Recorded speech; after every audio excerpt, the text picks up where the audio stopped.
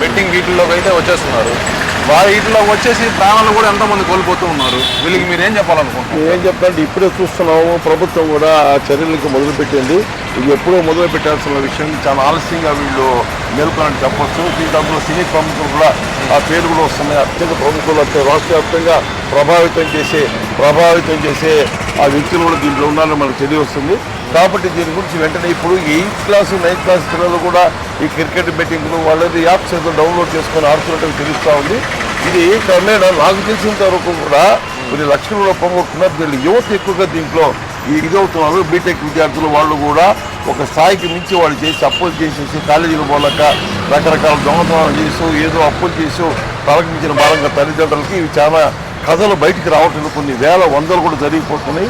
ఇంకా కూడా చెప్పండి, మధ్యతరగతి 40-50 సంవత్సరాలు 40 సంవత్సరాలు కూడా చితికిపోయిన సంఘటనలు కూడా కొన్ని వందలు వేలు కూడా ఉన్నాయి.